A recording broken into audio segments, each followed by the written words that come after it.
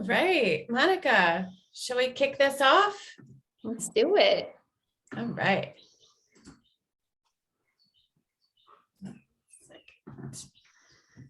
All right. Good morning and good afternoon, depending where you're sitting in the country right now. Thank you for joining us today for our second virtual talent survey to review our survey focused on all of you. We're so excited to have you here. Before we get into the fun details of the survey results, let's hit the standard technical stuff. For any technical issues, please use the chat function at the bottom of your Zoom screen, and Jacqueline Stum will reach out to assist you. And speaking of the chat box, please feel free to use the chat box for any questions throughout the presentation. We do have a moderator today with us, Lindsay Mikate, and she'll be monitoring the chat and will answer any questions at the end of our presentation in our Q&A section. Also, please know this will be recorded. So now onto the agenda. We will do our intros, and then we'll get into the survey results, and then we will wrap up everything with Q&A. So my name is Ray Jones. I am one of the recruiting directors for Sella for the Central and West regions. I've been with Sella for almost 3 years and in creative staffing for around 12 years. Love Sella, love being here, and thank you again for allowing me to present this to you. I currently live out in the Bay Area with my husband, my 2 daughters, and my 2 cats. They're kind of like 2 dogs. They're big, huge Maine Coon cats. And I'm so excited to be here today with my esteemed colleague, Monica, and I will let her introduce herself as well. Hi, everyone. My name is Monica Burdick. I'm the recruiting manager for our Central region and have been with Sella for almost 10 years. Started my career here at Sella as a recruiter, working out of our Baltimore office. My family and I made the move to sunny Florida about 5 years ago. Been working remote out here, and in my free time, enjoy checking out the local beaches. And for those who might not know Sella, let me introduce you. We are an award-winning leader in the consulting, staffing, and managed solutions for creative, marketing, digital, and proposal development teams. We're passionate about helping people build meaningful careers and partnering with organizations to help them win. We are the only nationwide creative staffing firm to be recognized for our service excellence through an award called Best of Staffing for 12 years running now. So we couldn't be more excited to spend this time together reviewing this information. The survey responses help us inform how we work and interact with all of you and our clients as well. So all that being said, we'd like to personally thank you for completing the survey. I mean, really, your participation is what makes all this possible.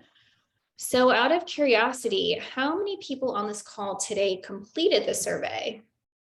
Let's kick off a poll to find out. And for those who, if it's your first time, you will see a box pop up, and then you'll have 2 choices. And then once you choose, you just hit submit at the bottom right-hand corner.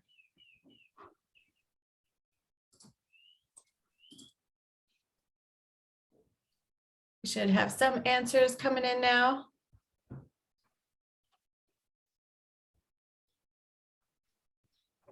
Oh, All right, so majority or most of, but kind of a split, I guess. I love that. Yeah. Well, for those who did not complete the survey, we have lots of information to tell you. So that's exciting. So let's see. As we share the executive summary with you all to glance through, we're going to walk you all through the general story and the overall vibe of the results. With 350 responders, we were able to see a lot of common threads between last year and this year's survey results, with slight shifts here and there. Last year, we were in the COVID pandemic, where a lot of the focus was out of the necessity when it came to dealing with the global crisis. And now we're seeing the after effects of going through a COVID recovery. Overall, the consistent theme you'll see throughout the survey is that compensation, remote or hybrid flexibility, and work-life balance were the key takeaways of the survey. And we'll dive into that specific data in the slides to come. So who completed the talent survey anyway? As we just highlighted, we had 351 people complete the survey, And what stands out the most is that millennials had the highest percentage with 51%.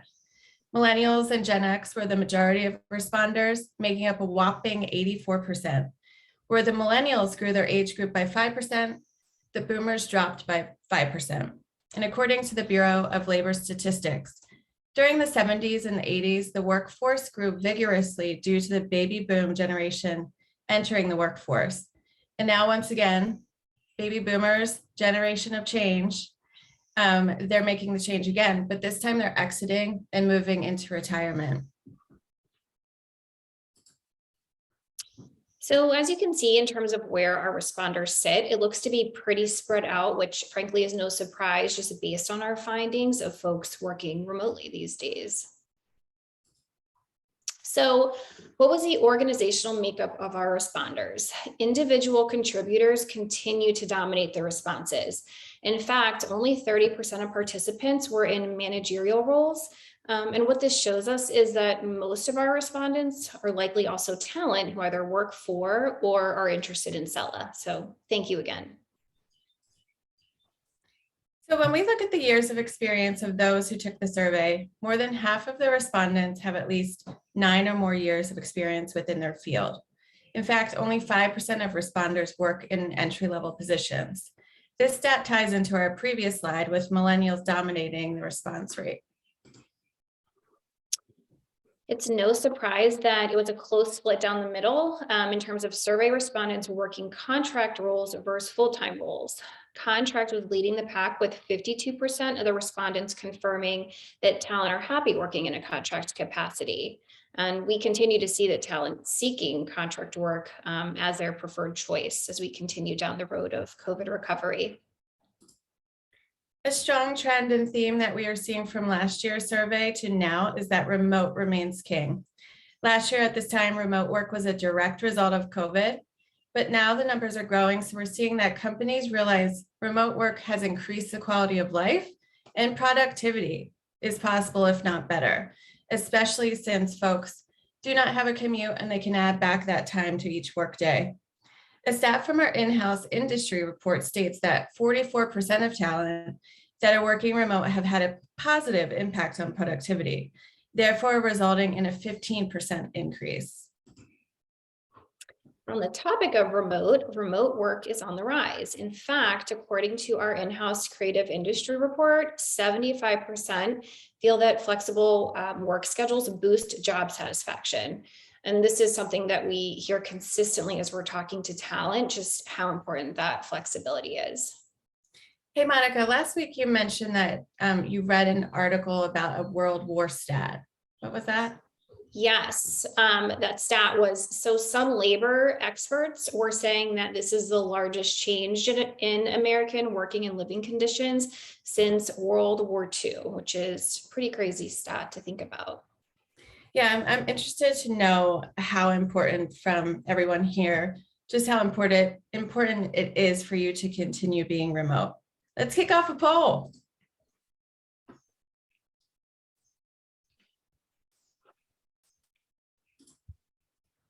See the results coming in. Okay. Curious to see what this looks like. Yeah, me too.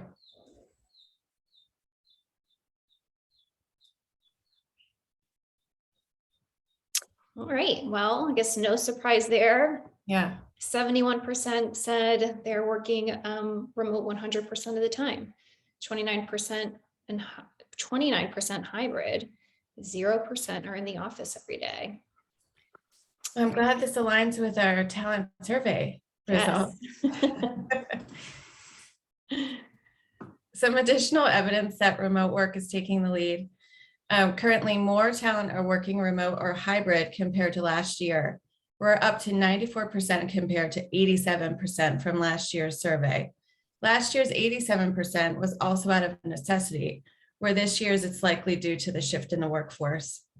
I was just like thinking ahead from now until we do next year's talent survey. I honestly think there's going to be a shift from fully remote to more of a hybrid model. And the reason behind that is that we're starting to see a lot of our clients asking for talent to be somewhat local. And I think this is just their wish to have people come in once a quarter, once a month to do team building, in-person events, or just have like some FaceTime with each other. And they're asking for this to be like a month or once a quarter. I think I already said that, but we'll see. We'll see how it fleshes out next year. Yeah, I agree with that. I mean, we're already seeing clients, with that request. So agreed, it will be interesting to see what happens. So this next slide here asks, what is your biggest challenge working remotely? Roughly 39% of survey responders said they don't have challenges, but about a quarter of participants feel isolated. An interesting stat from our 2022 in-house industry report said that 86% of respondents said their companies plan to update their creative technology within the next 5 years in hopes to really improve culture, which in turn could help combat those feelings of isolation. Ray, what do you advise your teams to do when your employees are feeling isolated or feeling that certain way? Yeah, this is a huge focus and has been since COVID hit. So really what we like to do, our technology right now, we rely a lot on Zoom. So wherever we can and typically would have an in-person meeting, we're always on Zoom together, whether it be big groups or one-on-ones. And then what I think is really important as well is shifting to having fun together. Because what we're missing is that like water cooler talk, just getting to know someone's kind of personality just by seeing them in the office. So Stella does a really good job about just trying to break down the silos between markets. We have things from meditation. We just had a HIIT class. It was very hard, but awesome. We have happy hours. We do escape rooms. So I think having that fun time along with the FaceTime of actual work will help beat down that feeling of isolation. Yeah, I love that. Those are some really great ideas and sound very fun as well. So very cool. So let's talk about the current job satisfaction within our survey responders. When asked how content people are in their current role, we were amazed that 70% of people said they were highly or mostly satisfied in their current role, and only 9% not at all. We were amazed by this because of the recent Great Resignation and how this doesn't really align. But after some digging, I read a couple articles that suggested the initial surges of the Great Resignation was due to the backlog of resignations since workers weren't quitting during the height of the pandemic. People were scared to even go out the door. So I think these workers were burnt out, feeling unhappy, reevaluating their lives. And I think this is shifting now, and it's showing that we're exiting this time because there's proof in the pudding that 50% of the people here who filled out this survey are freelance and they're satisfied. So it's a win for the contract and freelance space for sure. Although we're seeing talent who are content, there's always room to improve talent retention. We asked if you feel your employer places an importance on talent retention. Only 41% said their employers think it's important to nurture and retain talent. Understanding that we need to kind of shift the isolation and negative side effects of remote work by improving communication with each other, using new ways to virtually connect, and expanding opportunities for growth. And overall, I think this is a great story to tell because historically companies were very cut and dry with their offerings at work. It was just like this very take it or leave it mentality. And now there really is a great focus on mental health and just overall company culture. So important. In the past, we found the top reasons that a talent has resigned came down to compensation, coming in at number one at 51%, poor leadership and management, and then the lack of opportunity for career advancement. I think all these reasons are really important and we should look at them singularly because it does tie back to the talent retention and where we need to shift our focus. So when we asked, are you considering leaving your role in the next year? 4 out of 10 respondents said they do in fact plan to leave. And within that, 63% plan to exit their jobs within 2 to 4 months. Interestingly enough, there was no change in this data from last year. This is an interesting slide with our earlier slide that stated 70% of talent are satisfied with their current roles. So could we deduce that it must be the freelancers who are okay and happy to move to new opportunities on a more frequent basis? Or alternatively, could it be the perm folks who made recent moves for money and aren't seeing the return in company culture and work-life balance? Yeah, right. I mean, we're seeing a backlash in folks who are jumping ship for big pay increases, but aren't taking into consideration if they have a good work-life balance or overall culture when it comes to mental health or career advancement. Interesting. So we already touched on this recurring theme this year that we are still recovering from COVID. And a side effect of that is that job opportunities soar and talent have a plethora of freelance contract roles and full-time opportunities. We're seeing an increase in talent changing jobs due to the big money opportunities being presented. And it's also very evident in the stats around how long talent need or want to look for jobs. Roughly 50% of active job seekers only spend about 1 to 3 hours looking for a job. Passive candidates will listen if there's an opportunity for higher compensation. And I think this is so important why organizations have to develop a top-notch recruitment strategy. And this also tells us that it's super easy to get new jobs dropped in your lap and that the talent market continues to remain strong from the COVID recovery. Ray, I actually learned a fun fact in a training I was a part of last week, and it was something along the lines of candidates are most actively applying to jobs on Tuesdays between 10 and 11 a.m. So it's basically like they go in Mondays and kind of realize how unhappy they are, and then Tuesday morning, start to apply again. Just thought that was kind of a interesting and / funny stat. People are still sleeping on Mondays, and then Tuesdays are like, oh my God, get me out. Exactly. So we continue to place a big focus on how important DEI is to Sella, and note that our clients are encouraged by our efforts because it's a focus for them as well. For those who aren't aware, our DEI council is made up of about 25% of our company, and within that, a third are on the recruitment side of our business. So as you can see, it's very evident that a company's DEI policy plays an important role when job searching.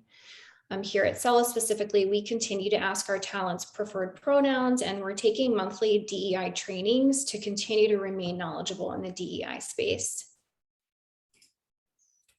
So when looking at the preferred online or social media resources, an overwhelming 98% of you said LinkedIn. And while LinkedIn is the first place most job seekers look for openings, Glassdoor is the go-to source for a trusted company reviews. What's very interesting is that last year, only 49% said LinkedIn. So what has created this big shift from 49 to 98%?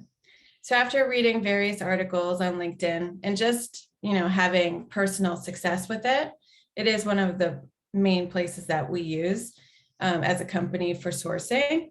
We feel that we're seeing talent, also that talent feel it's the best place to get freelance work and also find leads to permanent job opportunities.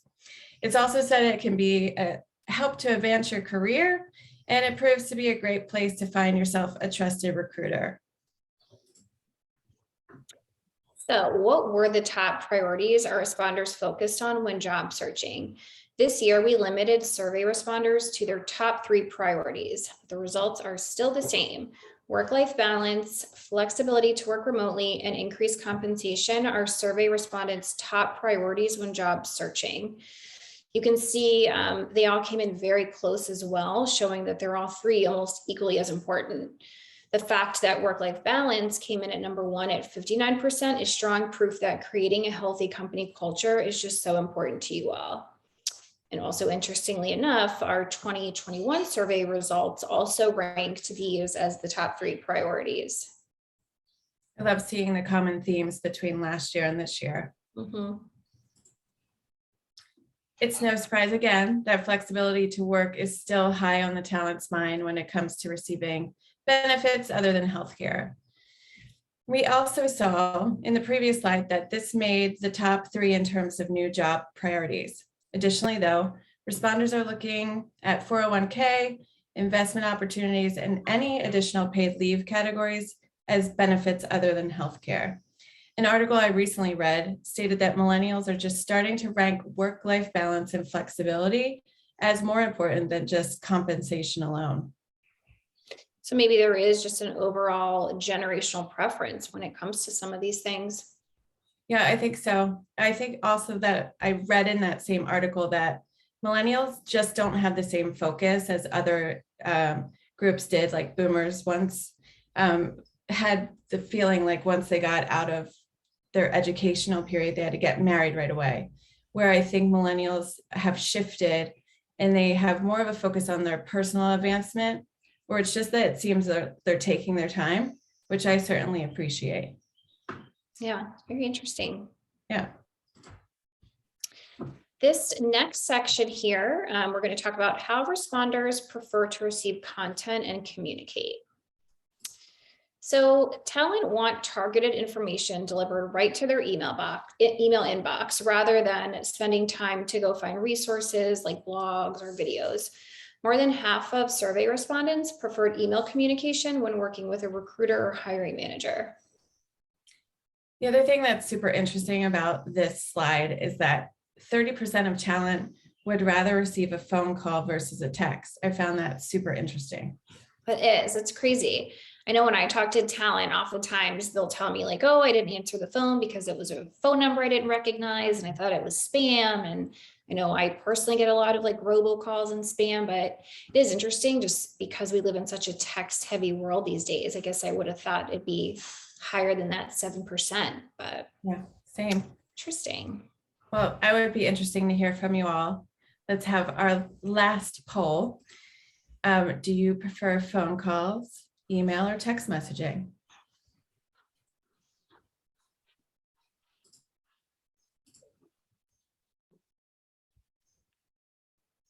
I know what I would pick.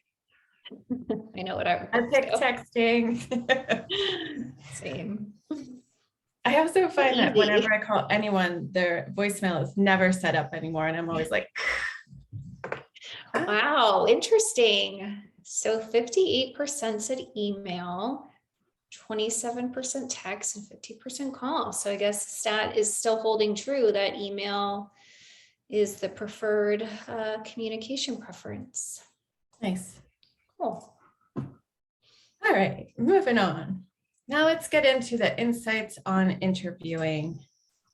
With the increase in remote opportunities, so has the virtual interview process. In fact, talent have stated they prefer virtual interviews better than in-person. This year alone, 71% of survey responders said they prefer interviewing with a hiring manager virtually, where last year it was a close 50-50 split. And I think that probably has to relate that most people were in the office until they couldn't be anymore. And we also noted that when 51% of responders said they feel that 3 interviews is the max number of interviews to be had. And this seems to be the sweet spot since it was consistent with last year's results. This could also, tie back to our comment about companies investing in technologies to better their communication abilities too. Absolutely. So let's talk about why candidates drop out. The number one reason talent lose interest in the interview process is because the hiring manager made a bad impression. You know what they say, sometimes the first impression can be the last impression. Additionally, 25% of responders said they lost interest due to the interview process being too long. Ultimately, though, we kind of feel like all these reasons really do matter at the end of the day. I do. So let's, in the same breath, let's talk about the whys behind talent accept and reject offers. Talent's top reason for rejecting a job offer was because they were unhappy with the comp and the benefits.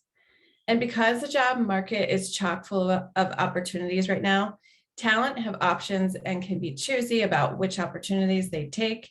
Again, we're seeing that most are taking the bigger salary opportunities, but again, are they considering what comes with that big pay increase? Connecting back to one of our previous slides, it could be the defining reason why talent may leave within the next 4 months. Our slide here shows that 40% of survey responders would need at least an 11% salary increase to motivate them to accept a job opportunity. And this really connects back to the fact that a majority of people are satisfied in their roles, and it would take a decent increase for them to make a move. And as we've mentioned, some folks do jump ship for the money, but then later on regret it. The happy people who are a part of that 70% are the ones who are content and found a role that frankly plays host to all three of the demands. So what motivates talent to work harder and stay longer? It's clear that career growth is very important, and what's obvious is the professional certifications, the software training, the leadership training were all almost equally as important to our responders. These opportunities will keep talent challenged and satisfied in their roles. And this absolutely relates back to the talent retention and why we need to have such a focus on it.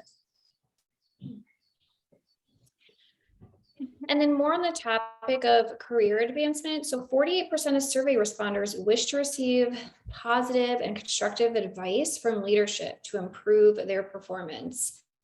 The focus is on the growth of the talent rather than the company as a whole. So talent really want quality conversations with mentors and leadership to improve their performance.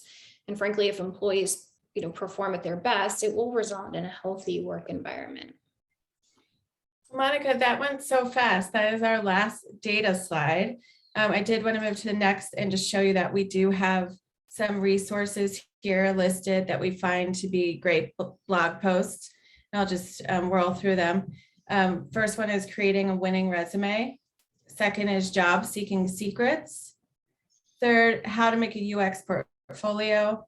10 ways to kick off a successful job search. And last but not least, how to create a compelling graphic design portfolio. So this will all be sent out so you can have the resources available to you. I just want to say thank you for having this time with us. It was really fun to be able to dig into the data and give you a representation of the results that you gave us. So thank you. And Monica, thank you for being my awesome sidekick. Go ahead, Monica, sorry. I'm going to say thanks for letting me, attend and join you. And thank you to everyone on here who took the survey and who just joined to hear the stats as well. So thank you all. Let's move into our Q&A. Lindsay, do we have any questions? We sure do. I fielded a few in the chat, but one came in directly. So I like this one. How do you handle clients that are requesting local talent that aren't necessarily working on site but need to be near the company on occasion for quarterly meetings and events once in a while? Good question. I know we kind of briefly touched on this a bit. I would say our goal is to advocate for talent when clients have these requests. Our goal is always to, we're always working with talent to understand their needs and desires and values and kind of aligning them with those types of opportunities. On the flip side too, we're always very transparent with our clients about what we're seeing in the talent market as well. Good question though. Yeah. And then another one came through. How do you suggest talent make a strategic next move to satisfy their ability to make either more money that they want or ensure that they have the work-life balance and healthy culture that we saw that was important in the survey results? Yeah, I could take this one. It's also a very good question. And should be a huge focus for candidates going into interview.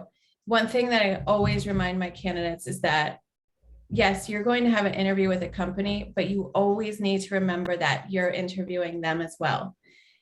It's so quick that we forget that we need to ensure that that space is perfect for the individual. So I always say, especially in like this day and age, dig deep into like the open-ended questions. Talk about company culture. A really good one is, how do you keep up your morale in this new age of working remote?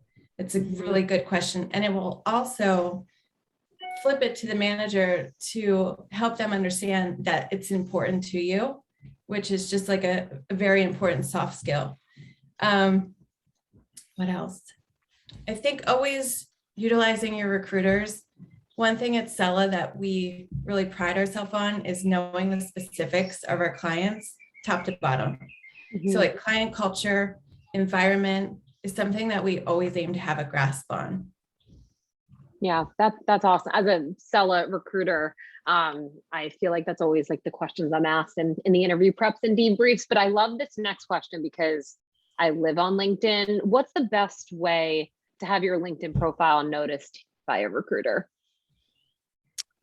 I can take this one, and I also love that question as well.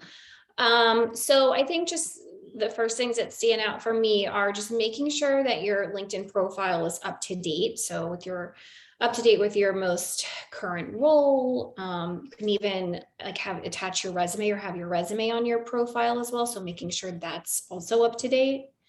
Along with that, having like an updated portfolio if applicable, and just having that like an easy way or, easy place to find. I know, I guess the other thing that really stands out is having like an about me or like a bio section. Frankly, it's nice to have and be able to read that kind of overview, to kind of get a sense of, a general overview of experience. Trying to think what else, I would say too, just on the topic of LinkedIn, kind of a general rule of thumb for seller recruiters is, we're always going to be very transparent with you, and we love talent who do the same, especially this kind of crazy market right now. So I think it goes without saying, if you're actively looking for new opportunities, to check your LinkedIn messages each day, and maybe even like multiple times throughout the day. We're seeing that jobs are getting filled very quickly. So just being on top of messages and response, your response rate will, just being on top of it, and your response rate will only help serve you in the long run. So trying to think if there's anything else. I don't know, Ray, any other additional thoughts? I think you summed it up really nicely. I think it's just a matter of being on top of everything, just like you said, because things are going so fast. Yeah. And obviously, of course, if, after this presentation, anyone has any additional follow-up questions, you can definitely reach out to Ray or myself. And we also have all of our positions and opportunities, posted on our website as well at sellainc.com if you'd like to go check those out. Any other questions, Lindsay? That's it for today so far. But yeah, happy to field any if they come through. But